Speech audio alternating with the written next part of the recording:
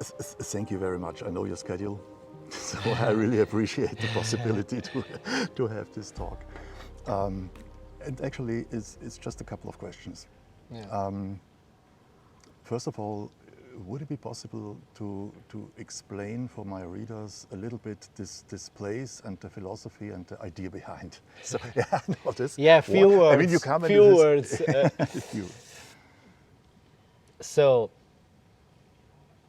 okay, I'm trying to explain first the big picture. Okay, yeah. And then that's the idea. focus on Okay. Casa Maria Luisa.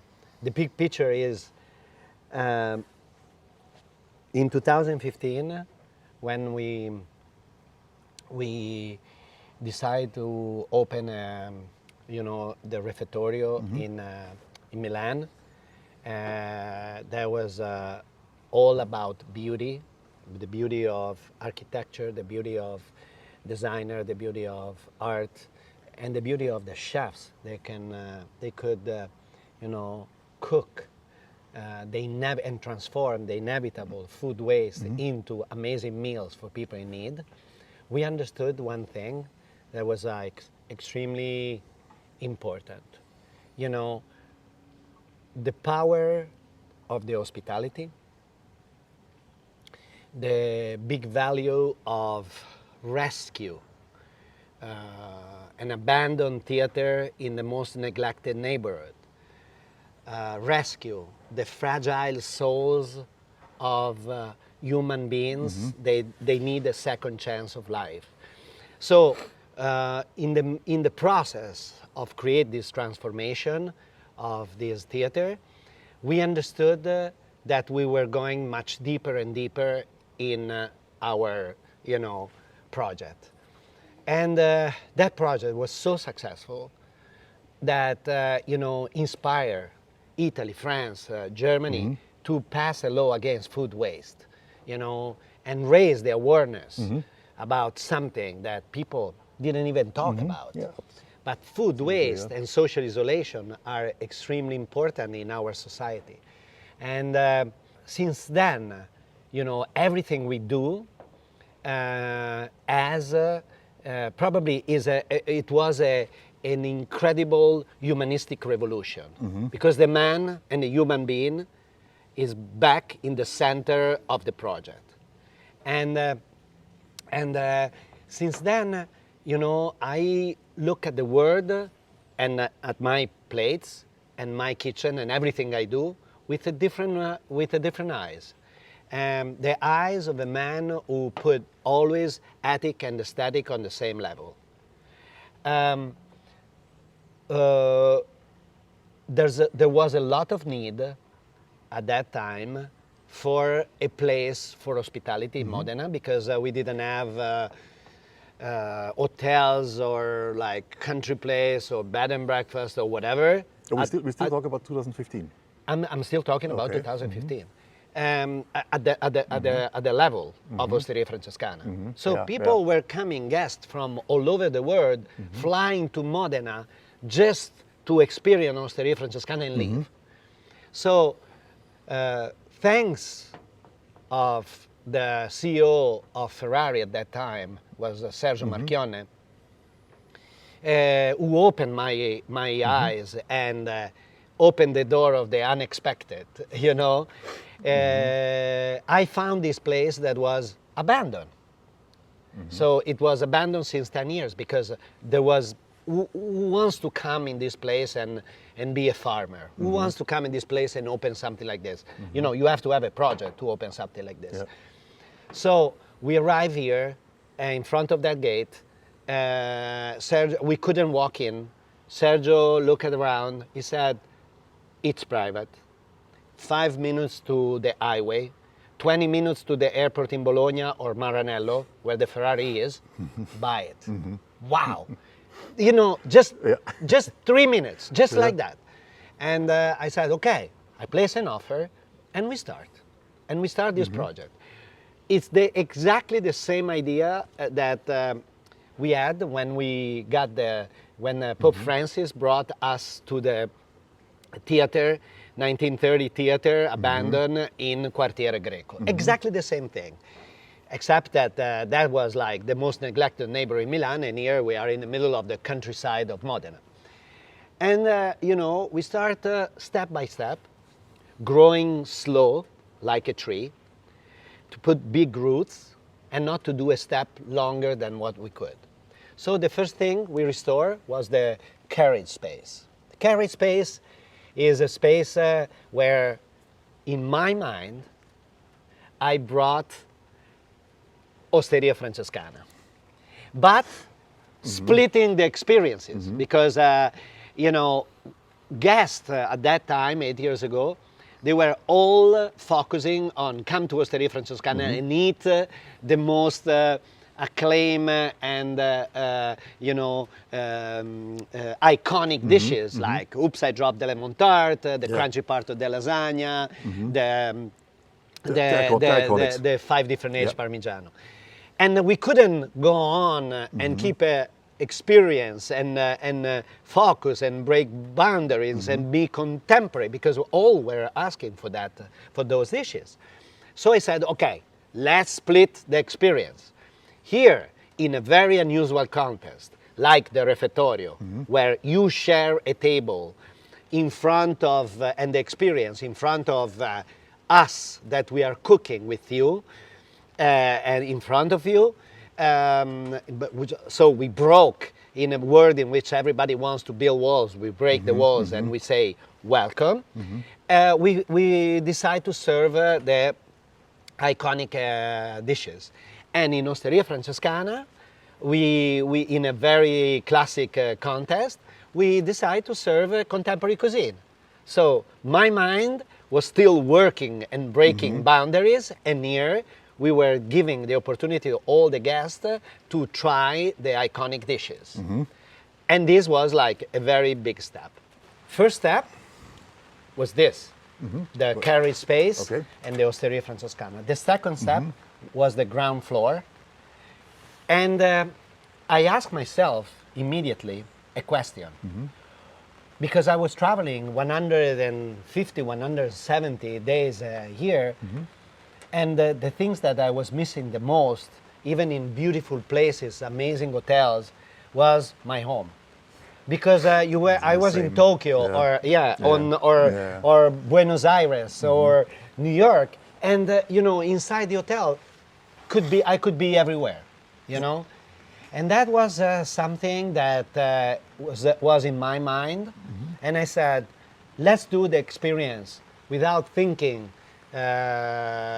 thinking about business, about money, about everything. We want an experience that is going to be unique. So we start building, one step at a time. First, the music room. The music room, and I brought 8,000 records there. I've seen the you picture. know, to give the opportunity to everyone to listen to music as I do in my home. Second, open the kitchen. Kitchen is open. No, wait a minute. I've seen lots of records. Yeah. It's not just to have a beautiful wall. People can take out the That's for the people. The experience is home away from home. Okay. So I'm in my home and I want to listen to Miles Davis, unique recording, sketches of Spain, whatever. And I put the record, I ask, and this is the stereo, is like exactly the same that I have home. The kitchen. In my home, the kitchen is always open. My mom teach me that. Kitchen is open, come, stay with us. There's always a surplus, you know, chair for you to come and enjoy the experience. And so the kitchen is always open for everybody with Parmigiano Reggiano and Lambrusco, so the wine.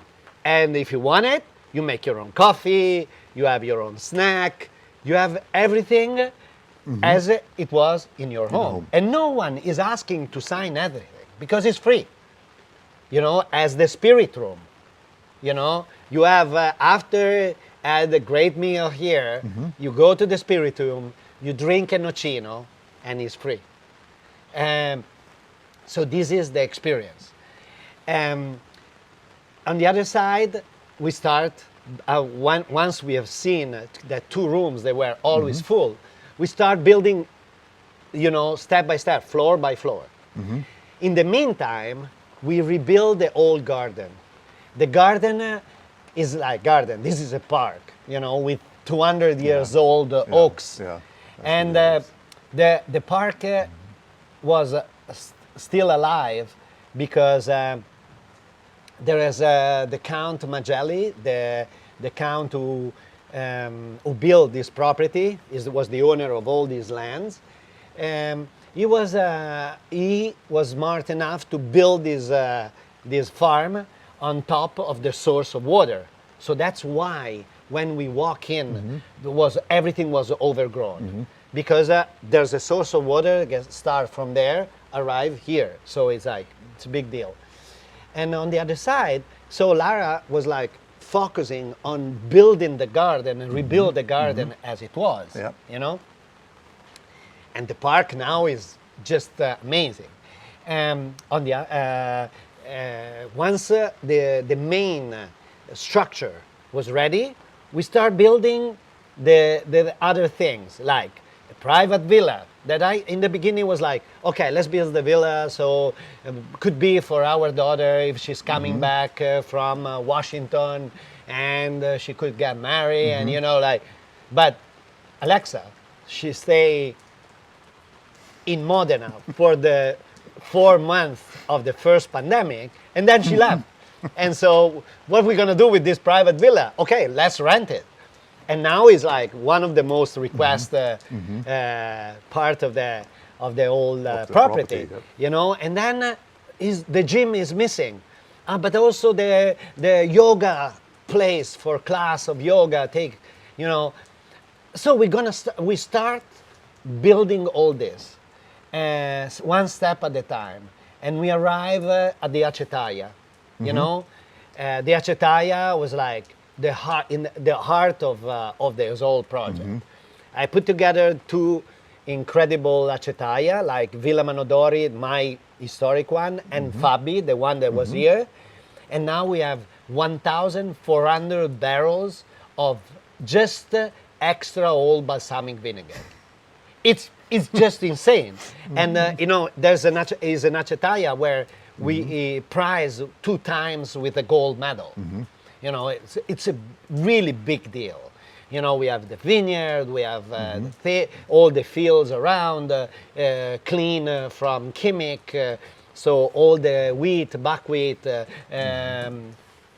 farro are produced here, and we use it in our bakery in Modena. But also roses, but also flowers, but also, the Trebbiano di Spagna grape that right now is boiling, the must is boiling to refill all the barrels. So this is what happened. And at last, in the middle of the balsamic vinegar court, we decide to open a new restaurant. And now, just 2 days ago, we opened Gatto Verde, the green cat. The green cat. What is the reason for the name for green cat? Listen, I wrote this. Look, okay. Because it's so funny. But on fire, it's about the symbolism, of the green cat. Symbolism for green cat, environmental consciousness. Green, okay. Uniqueness and innovation. A green cat, okay. Balance and harmony, the cat, Mystery and intrigue, since ever. Yeah. But also luck and good fortune. So this is the Gatto Verde, it's very symbolic, and it's the first restaurant after Osteria Francescana. Really, the first real 100% ours. It's small, is unique, is full of everything we love, music, art, poetry, and is contemporary. And as I start... What do you mean it's contemporary? As we start the conversation, ethic and aesthetic on the same level. The ethic of Gatto Verde is so deep because every single decision was about the planet and what you can do with the space where we have, and how we can act in the very ethic way. So, first of all, it's totally independent from gas. So it's 85 kilowatts of electricity from solar panel.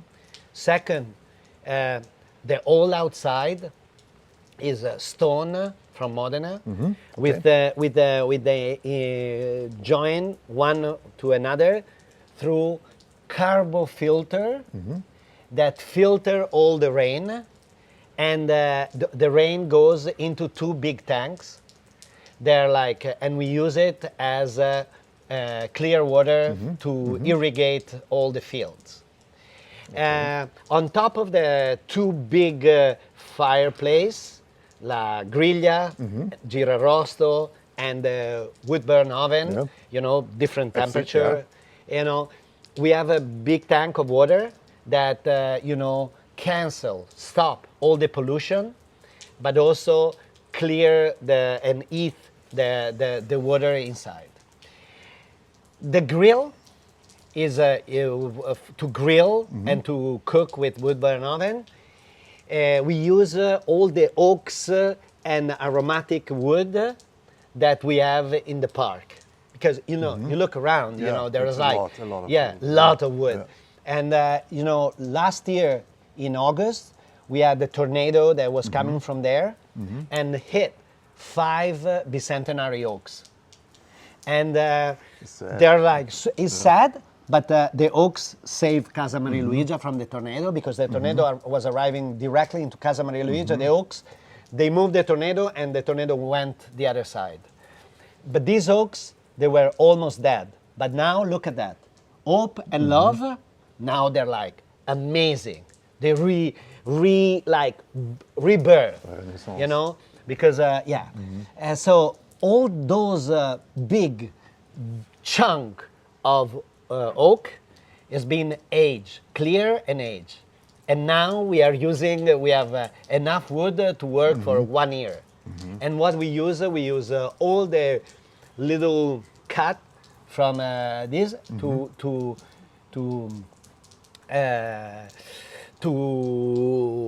grill and cook at Gatto Verde. Everything that every decision that we took to restore the Gatto Verde, it was first sustainability and you know, I think. The menu of Gatto Verde is, you said it's barbecue? Contemporary barbecue. Contemporary barbecue. Yeah. Okay, so. Because I have in mind, you sort of the main dishes or some iconic things from the Osteria. Yeah. Is that right? Yeah. So, exactly. It was like Gatto Verde, you know, first, in Maria Luigia, one of the most important things was breakfast. Yeah. Since the beginning. Yeah. It's always been breakfast. Yeah. And I challenge our chef, Jessica, to rebuild breakfast as the breakfast that my grandmother was cooking Christmas Day. So my grandmother, she wasn't a great cook because she had to cook. My mom was a great cook because she loved to cook. Okay, that's a big difference. Yeah. But my grandmother, Christmas Day, was like her day, and she was waking up very early in the morning and prepare breakfast for the whole family, and was like the most magic moment of the year, because we were all there, you know, around the table, 5 brothers and sisters, friends, 3 aunts, 2 grandmothers, father, you know, was a big deal. And my grandmother was like preparing this breakfast as you know, fried dough, mortadella, prosciutto, and erbazzone, and cotechino under the ashes. And so I said, Jack, I would love to have for all the guests that are coming here to experience my grandmother's breakfast Christmas Day, because I want Christmas Day every day here in Casa Maria Luigia for our guests. That is all Yeah, included. You buy, you come, you experience. And wow, that was like a key point, because in eating this breakfast, you understand immediately you are in Modena. Because in any other place you can have a breakfast like this, you know, because the experience is mine, is what I was, my experience when I was a kid. So from breakfast, cook in a wood burn oven, it's all cooked in a wood burn oven. After the first lockdown, we decide to open Casa Maria Luigia, because all the locals were talking about Casa Maria Luigia, you know, because it's a very important property in the area. And I said, okay, let's open Casa Maria Luigia and invite all the locals to eat a brunch, an evolution of the breakfast. So we started with brunch, and was always fully booked. So I said, okay, let's move to another step. And from brunch, we're gonna do barbecue, you know? Okay. And so barbecue was like evening barbecue, like lunch barbecue, but barbecue. And wow, people went crazy. They start coming from the whole region, even north of Italy. All the guests, they were stopping to have the barbecue, Sunday barbecue. And from Sunday barbecue, I said, it's so incredible, Sunday barbecue, that is much more than barbecue. I cannot call barbecue. It's so low key, the word barbecue, for what we do, that I have to call it, I have to do something different. Wait, 1.5 years ago, there was a big art show in one of the most important Italian gallery here in Modena, Galleria Emilio Mazzoli, that, you know, it was the first one who showed Jean-Michel Basquiat before New York. New York. The first show that Basquiat did in the world was in Modena, in Emilio Mazzoli Gallery. And Emilio called me saying, Massimo, you have to come and see this show that, you know, to me is just incredible. Because I rediscover these incredible artists from 1980. And in New York at that time was like God, called Mike Bidlow. And what the artist was doing was painting and recreated masterpieces as Duchamp. So a ready-made of the most important masterpieces in the world. You know, like Duchamp, but instead of everyday object, he was doing masterpieces. And so he did an amazing Jackson Pollock, an amazing Frank Stella, an amazing Warhol. We had one in Vienna. And you know, and it's like that, you know. But the title of each piece was N.O.T., not Jackson Pollock, not Warhol, not Frank Stella, not Picasso. I was mind blown, mind blown. I was so incredibly inspired by that I said immediately, in 10 seconds, I said, you know, we have to do not barbecue. We have to open a restaurant in which we're gonna cook barbecue in a contemporary way that is much more than barbecue. Bring the barbecue to another level. So it's not barbecue. And since then, I had in mind to open a restaurant, not barbecue. And you know, in 1.5 years, like 18 months after, here we are, with this incredible, beautiful, but also intense place where every single detail is like curated in a perfect way, from the art to the unexpected music, and the unexpected food. You know, extremely local but extremely global.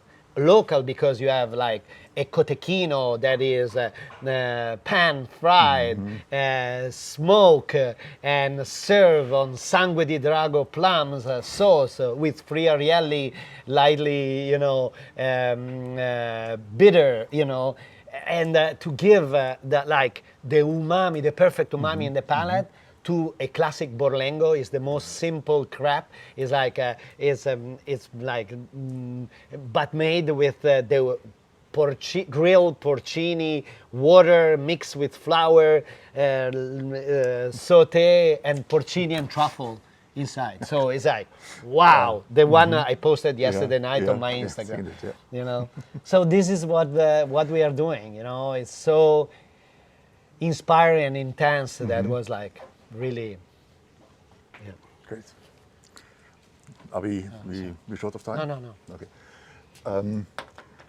Brings me to the next question. You are mainly talking about sustainability, about saving the world with your cooking. What do you think is the future role of chefs in this process? Because the process is obviously absolutely necessary.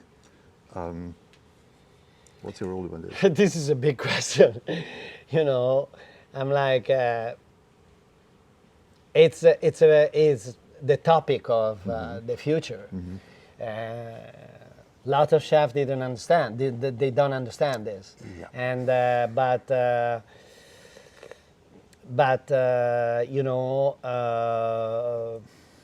I think we made visible the invisible during the Universal Exposition of 2015, when we involve 65 of the most influential chefs to cook the inevitable food waste from the Universal Exposition. I call it food waste because it's easier to understand, but to me it's food surplus, because it's a very simple, reflection. Feed the planet. Okay, numbers. We are 7.5 billion on the planet. I'm going numbers like this, 7.5 billion on the planet. We produce food for 12 billion people.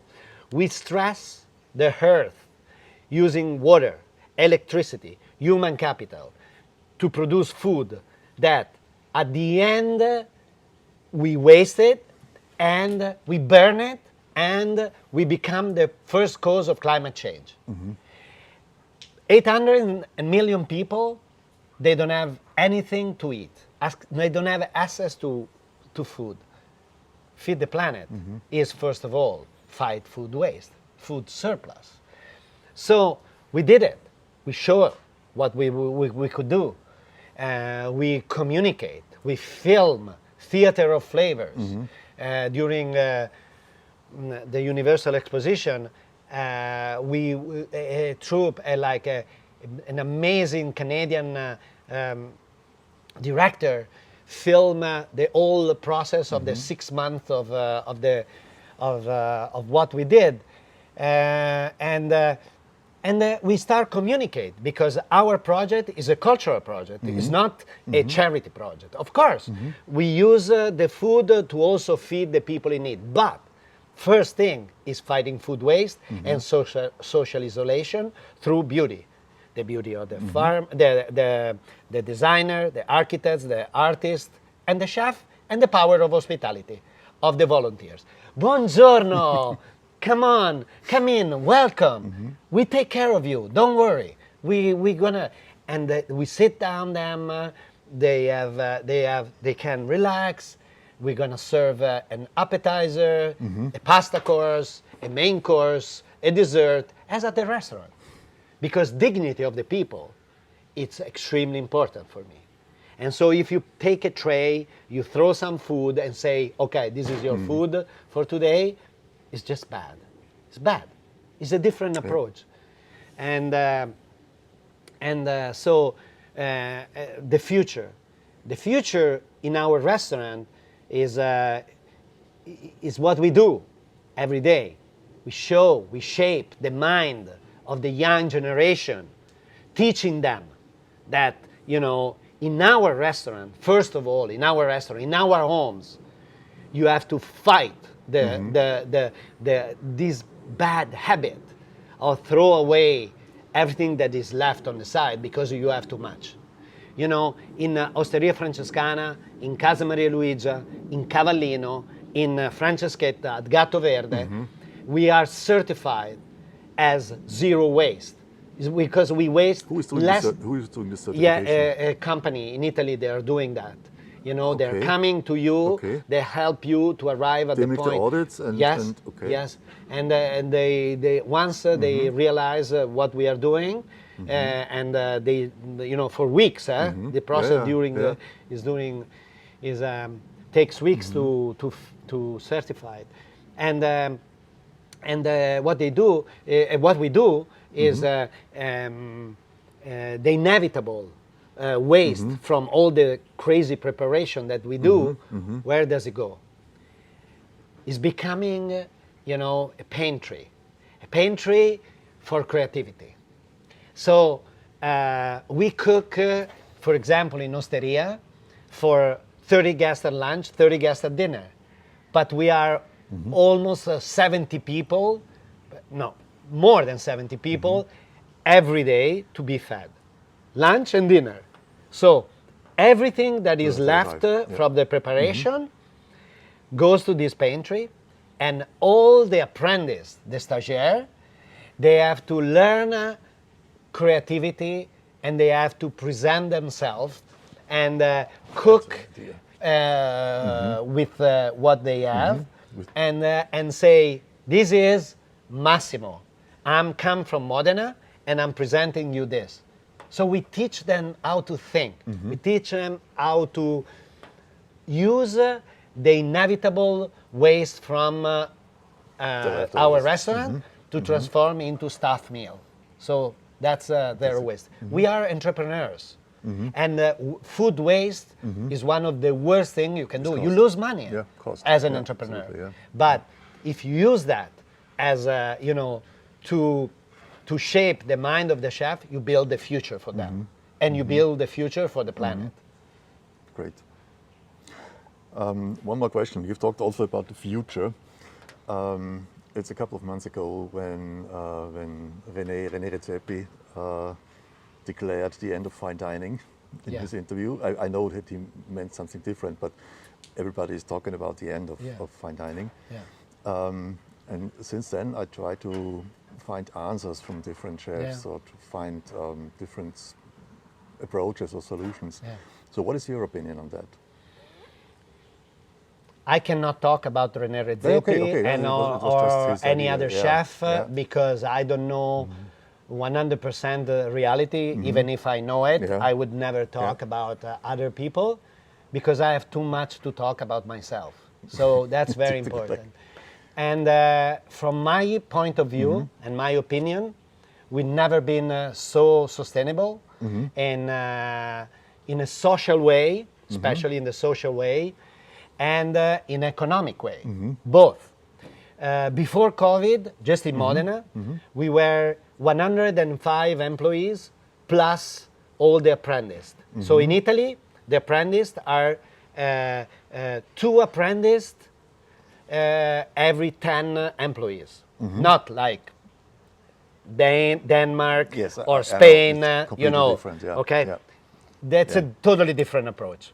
For us, we are allowed to have just 2, and we have a lot of control, right? So we are very strict, and so imagine that after COVID, where everyone is in bad shape, we are 205 people working in Modena. No one wants to leave Osteria Francescana world, family, and we keep expanding and creating projects all over the world because we have so many young, passionate waiters and chefs that want to work with us. So we have 2,000 and more CV in waiting list to come and work with us. We never had a beautiful final balance in business score as we did in 2022. And in 2023, and we did plus 30% to 2021 and plus 25% than 2019. And in 2023, we are still going up and open more restaurants, more projects as Gatto Verde, as Miami, and as Singapore. So I'm very happy that the future, I'm very happy and very positive about the future of gastronomy and IM cuisine. Okay, that, for me that's very interesting and very good to hear. It's actually not exactly what I meant. I was thinking about the experience. Let's put it this way. A couple of weeks ago I've met Gagan. Yeah. And the experience was like 2 hours of rock and roll, crazy light show and entertainment, and that's completely different than what you can experience here. So this is another world. Okay, it's fun, but it's completely other world. I like that. I like that. I like the idea of each one of us has his own opinion. It's like each artist has his own art. Do you want to say that?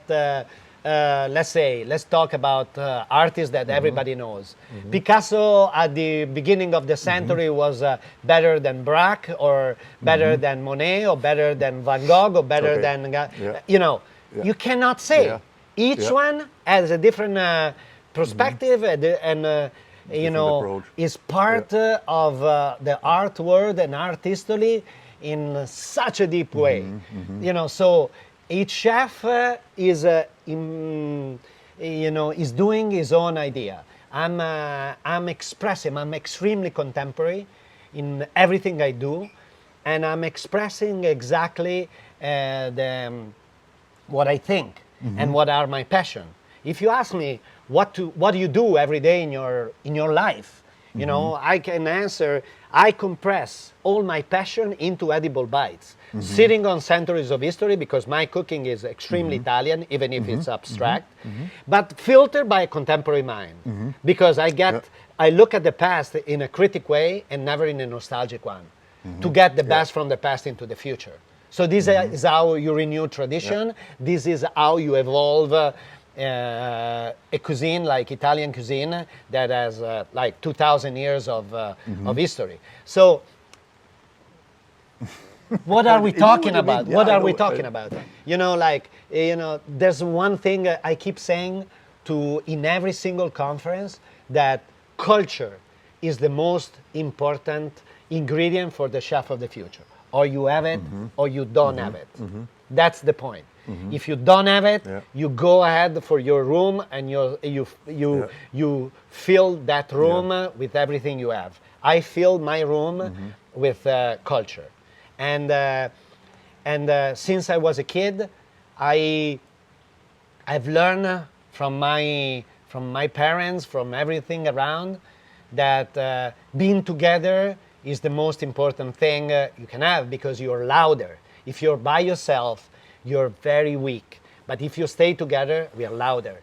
And one of the most important artists of the 20th century, that is my inspiration, Joseph Beuys, the man of In Defense of Nature, we should never stop planting. We are the revolution, was keep telling me, because he's exposed in the playground I have there, the big manifesto, we are the revolution in defense of nature. So, it's all about that. It's all about poetry. It's all about culture. When everybody speaks the same language, the poet doesn't have any more words. I hope to have always a word different from the others. Thank you very much. I have much more material as I can use. Actually, I have maybe for another piece as well. It was an inspiring talk. Thanks for your time. No. When I have, I have I'm extremely lucky that at my age, I have such a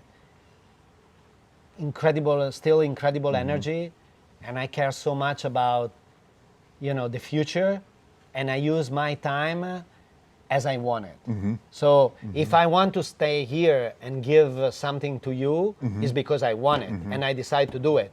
And if I decide to do it, I don't want to waste my time. Yep. If you would ask a simple, stupid question like, "What is your favorite ingredient?" I would leave in the first at the first question. But if you want to talk about serious things and talk about the future, in my future there will be always future, because I'm born like this. So I'm always project about the future. What I did till now is nothing, but the future is very important. So that's why the only one we have. it's very important. Yeah.